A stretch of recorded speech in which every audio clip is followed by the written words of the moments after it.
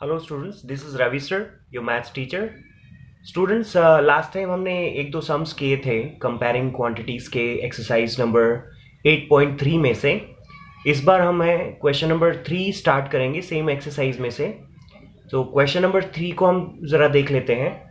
यहाँ पे लिखा है फैबिना borrows rupees 12,500 at 12% per annum for 3 years at simple interest. यहाँ पे थोड़ा सा यहाँ पे ध्यान देना है स्टूडेंट्स आपको कि जो फैबिना यहाँ पे बोरो करती है ना, जो मनी, ठीक है ना, उसका वो जो इंटरेस्ट पे कर रही है that is for how much, 12,500 rupees के ऊपर 12% का वो इंटरेस्ट पे कर रही है 3 साल के लिए। लेकिन यहाँ पे जो इंटरेस्ट कैलकुलेट हो रहा है स्टूडेंट्स, वो सिंपल इंटरेस्ट कैलकुलेट हो रहा है, ठीक है ना।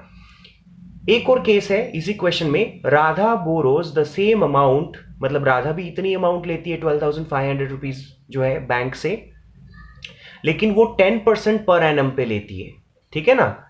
और यहां पे जो इंटरेस्ट कैलकुलेट हो रहा है वो कंपाउंडेड एनुअली, दैट मीन्स यहां पे कंपाउंड इंटरेस्ट कैलकुलेट हो रहा है। फैबिना के केस में simple interest, rate of interest 12% था। राधा के केस में 10% है, उसमें 12%, यहाँ पे 10%। फैबिना के केस में सिंपल इंटरेस्ट से कैलकुलेट करना है और राधा के केस में कंपाउंड इंटरेस्ट से कैलकुलेट करना है। और फाइनली आपको पता करना है who pays more interest and by how much, कौन ज्यादा इंटरेस्ट पे करता है और कितना ज्यादा पे करता है, ठीक है। चलो हमारी सम की शुरुआत करते हैं स्टूडेंट्स, ठीक है। तो एक बार जो है हम डेटास तो सारे लिखेंगे, लेकिन क्योंकि केस दो अलग अलग केस यहाँ पे बताए गए हैं, ठीक है, तो हमारे सॉल्यूशन के अंदर भी ना दो अलग अलग केस होना चाहिए। सबसे पहले हम ले लेते हैं फैबिना का केस, ठीक है। फैबिना बोरोस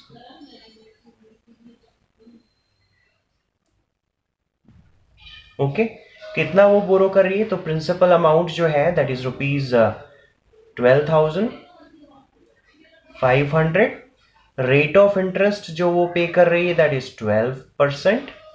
और टाइम पीरियड जो है वो कितने टाइम के लिए बोरो कर रही है, तो ये है 3 years, ठीक है।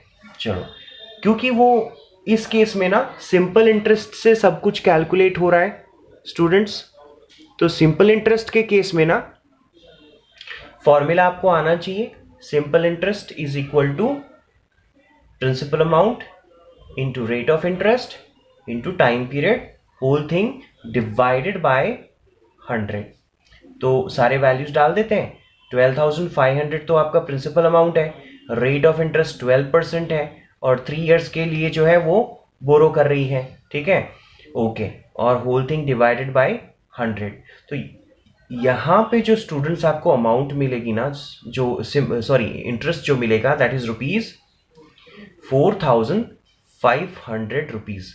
चलो, ये पहले केस का आपका आंसर आ चुका है स्टूडेंट्स कि फैबिना ना कितना इंटरेस्ट देती है, 12,500 रुपए जो बोरो करती है उसके ऊपर, ये इतना एक्स्ट्रा अमाउंट वो दे रही है 4,500 रुपीज, ठीक है। अब हम दूसरा केस ले लेते हैं, दैट इज राधा जो बोरो कर रही है उसका केस, ठीक है।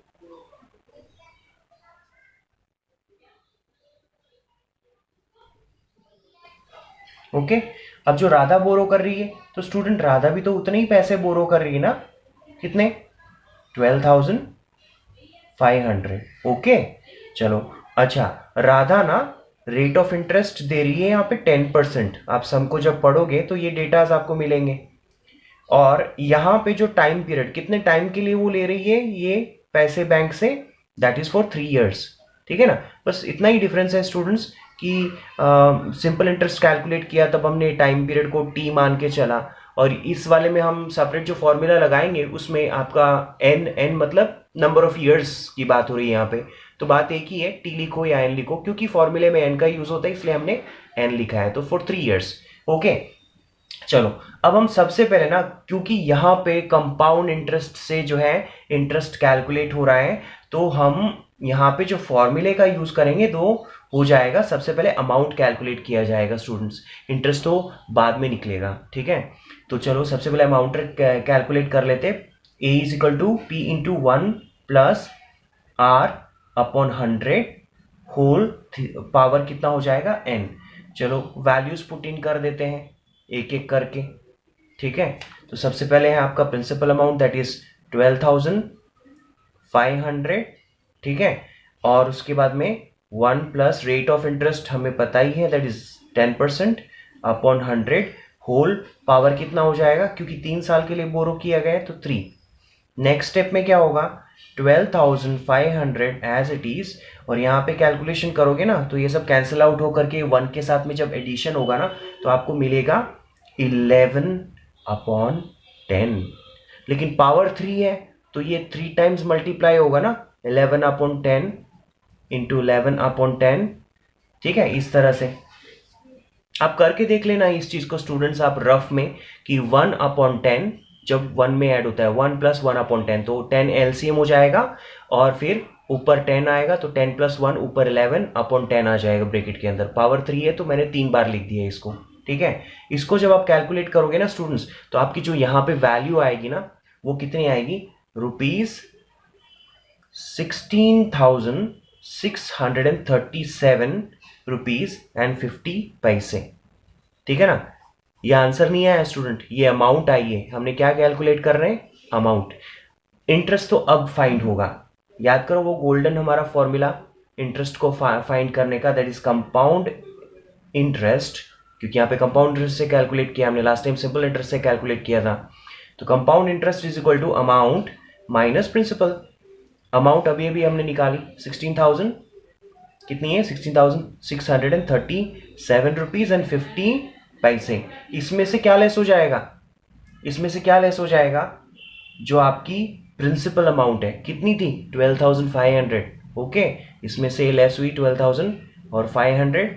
अब जो आपको मिलेगी ना रकम स्टूडेंट्स दैट इज ₹4,137.50, ये आपकी निकली कंपाउंड इंटरेस्ट। स्टूडेंट्स जो राधा पे करेगी इंटरेस्ट वो 4,137, और जो फैबिना पे कर रही है दैट इज 4,500। देखने से ही पता चल रहा है ना, फैबिना ज्यादा इंटरेस्ट पे कर रही है 4,500, और यहाँ पे ये इसको पे करना पड़ रहा है राधा को सिर्फ 4,137। तो पता चल गया ना, फैबिना ज्यादा इंटरेस्ट पे कर रही है। हमारा क्वेश्चन वही था, who pays more interest and by how much. तो हमारा आंसर कुछ इस तरह से होगा, the interest paid by Fabina is ₹4,500 and by Radha how much is ₹4,137.50. Thus Fabina pays more interest. Fabina ज्यादा इंटरेस्ट पे कर रही है, लेकिन कितना, तो बाय हाउ मच, तो उसको करना पड़ेगा हमें सब्ट्रैक्शन, दैट इज ₹4,500 में से 4,137.50 जाएगा, तो how much will you get, ₹362.50। Students Fabina ज्यादा इंटरेस्ट तो पे कर रही है, लेकिन कितना ज्यादा, ₹362.50 ज्यादा वो पे कर रही है, ठीक है। जब उसने इंटरेस्ट को कैलकुलेट किया था सिंपल इंटरेस्ट से, तो सिंपल इंटरेस्ट के केस में ज्यादा पेमेंट उसको करना पड़ रहा है, ठीक है ना। और कंपाउंड इंटरेस्ट के केस में जब राधा को कंपाउंड इंटरेस्ट लग रहा है तो उसको कम पेमेंट करना पड़ रहा है, okay. So this was your sum number 3।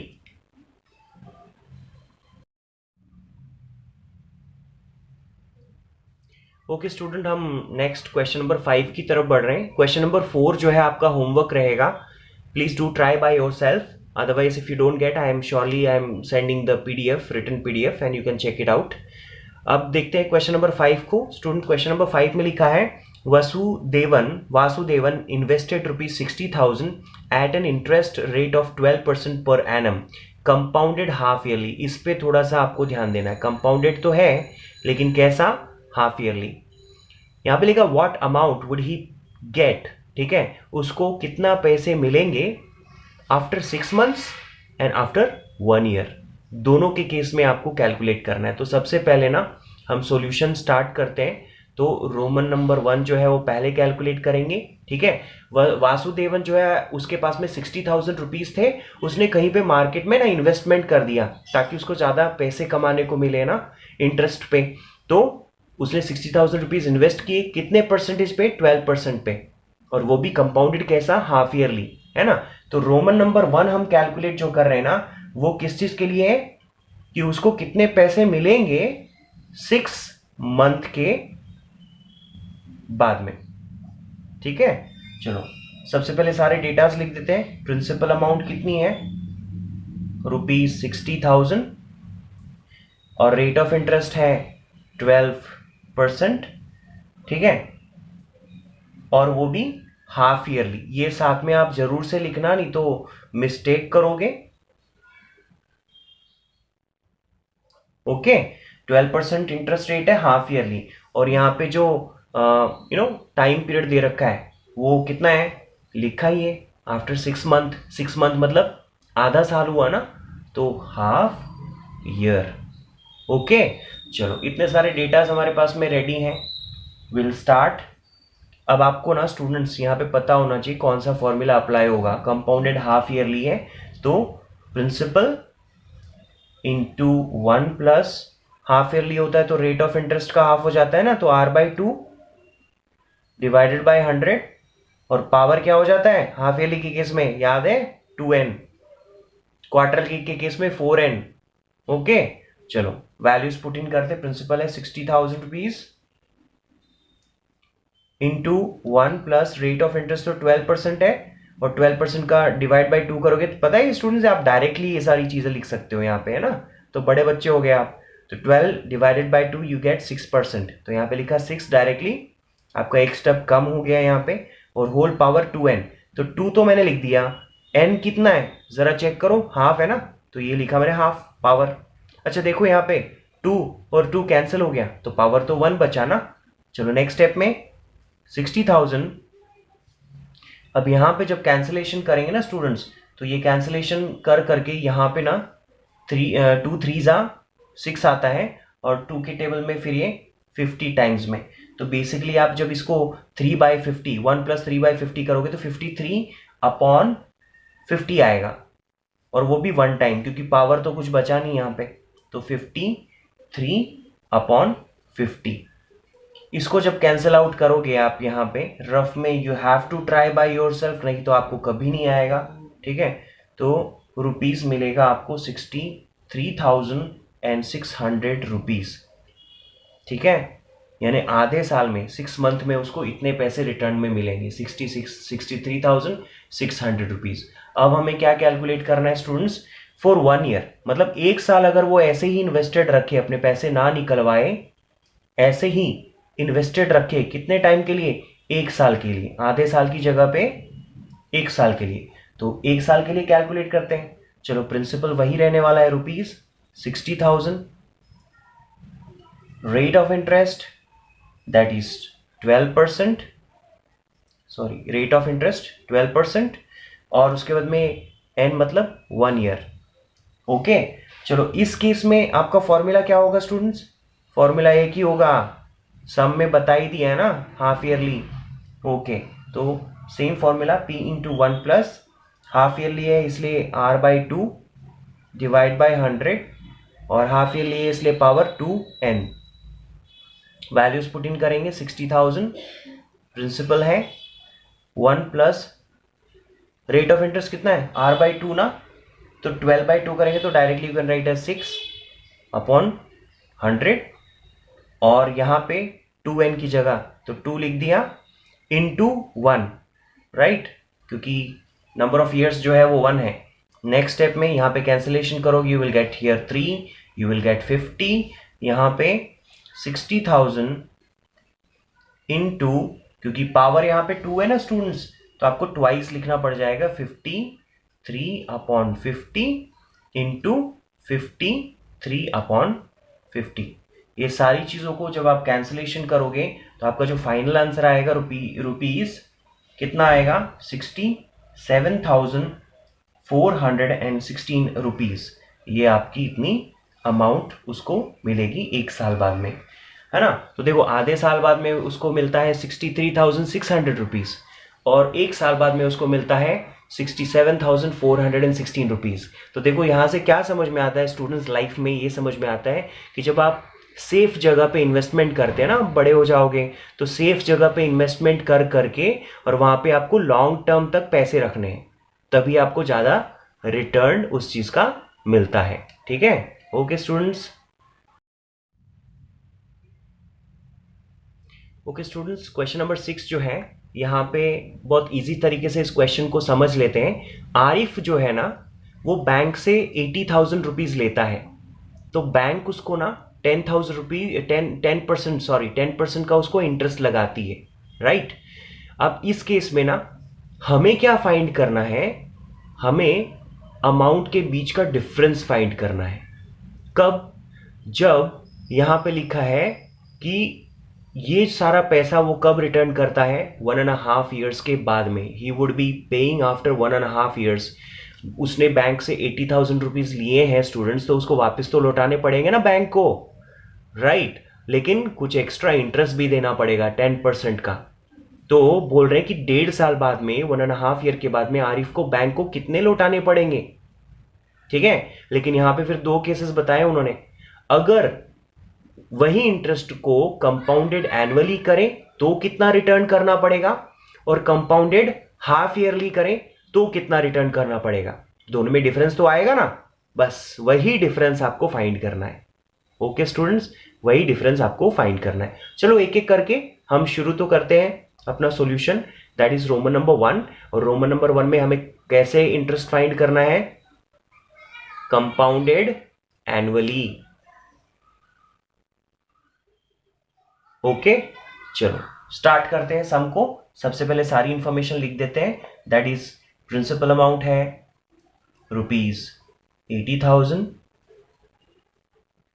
Rate of interest है that is 10%, number of years कितने टाइम के लिए लिया उसने, 1.5 ईयर्स के लिए, ठीक है। चलो इसके बाद में हम फॉर्मूला क्या अप्लाई करेंगे, तो क्योंकि कंपाउंडेड एनुअली है तो कोई इश्यूज नहीं। लेकिन जरा यहां पे ध्यान देना बच्चों, टाइम पीरियड क्या है, फ्रैक्शन में है ना टाइम पीरियड। याद करो जब टाइम पीरियड फ्रैक्शन में हो तो मैंने आपको क्या फॉर्मूला लिखाया था, amount is equal to principal into 1 + R/100। और इस केस में पावर क्या हो जाएगा, सबसे पहले होल नंबर पार्ट, ये फ्रैक्शन का होल नंबर पार्ट क्या है, ये 1, तो यहां पे पावर हो जाएगा 1। उसके बाद में आगे कंटिन्यू होगा हमारा formula 1 + R into fraction part. याद करो फॉर्मूला लिखा था फ्रैक्शन पार्ट, तो फ्रैक्शन पार्ट क्या है, 1.5, 1/2, तो ये 1/2 से मल्टीप्लाई हो जाएगा, ठीक है, डिवाइड बाय 100। इस चीज को हमें कैलकुलेट करना है, ठीक है। चलो प्रिंसिपल है 80,000 रुपीज, मैंने लिख दिया। फिर है 1 + रेट ऑफ इंटरेस्ट कितना है 10%, डिवाइड बाय 100, होल पावर 1 है। अगेन 1 + रेट ऑफ इंटरेस्ट है 10%, और उसका क्या करना है, फ्रैक्शन से मल्टीप्लाई अपॉन 100। नेक्स्ट स्टेप में हो जाएगा 80,000 इंटू, यहां पे कैंसिलेशन का प्रोग्राम होगा, फिर ये आ जाएगा कितना, 11/10, ठीक है। यहां पे क्या होगा स्टूडेंट्स, ये 2 और ये 10 कैंसिल होके 5 आ जाएगा, और 5 भी अगेन कैंसिल हो जाएगा और नीचे 20 आ जाएगा, ठीक है। तो 21/20। इस चीज को जब कैलकुलेट करोगे स्टूडेंट्स तो आपको यहां पे आंसर आना चाहिए कितना, दैट इज ₹92,400 अमाउंट। यानी उसे बैंक को ना 1.5 साल बाद में 92,400 रुपीज देने पड़ेंगे। कब, जब इंटरेस्ट कंपाउंडेड एनुअली हो तभी। अब हम इंटरेस्ट कंपाउंडेड हाफ ईयरली का ट्राई करके देखते हैं, ठीक है। चलो हाफ ईयरली के केस में हम हेडिंग डाल देते हैं सबसे पहले, Roman number 2, compounded half yearly.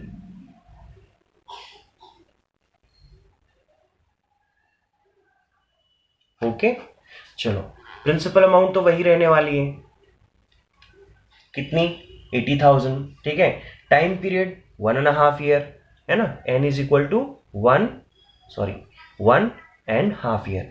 एक काम करते हैं ना स्टूडेंट्स, ये 1.5 ईयर को थोड़ा मिक्स्ड फ्रैक्शन में दिया हुआ है ना आपको, इम्प्रॉपर फ्रैक्शन में कन्वर्ट कर लेते हैं। तो 2 into 1 plus 1 that is you get 3/2, ठीक है। अब हमें हाफ ईयरली का फॉर्मूला अप्लाई करना है, तो amount is equal to principal into 1 plus, क्योंकि हाफ ईयरली इसलिए रेट ऑफ इंटरेस्ट का हाफ हो जाएगा r/2, होल पावर कितना हो जाएगा, दैट इज 2n, याद करो, ठीक है ना। चलो प्रिंसिपल जो है वो 80,000 और उसके बाद में 1 प्लस रेट ऑफ इंटरेस्ट कितना है 10%, 10% का हाफ करेंगे तो 5%। मैंने डायरेक्टली किया है, मैं पहले यहाँ पे 10% लिखूँ फिर वो 2 से कैंसिल करूँ, इससे अच्छा मैंने डायरेक्टली 5% लिख दिया और नीचे divide by 100, power 2 into n। अब n कितना है, ये रहा n, 1.5 ईयर जो मिक्स फ्रैक्शन था उसको इम्प्रॉपर में कन्वर्ट किया तो 3/2 आया ना, वो n हो गया। तो यहाँ पे लिखता हूँ 3/2, 2 से 2 कैंसिल और पावर हो जाएगा 3।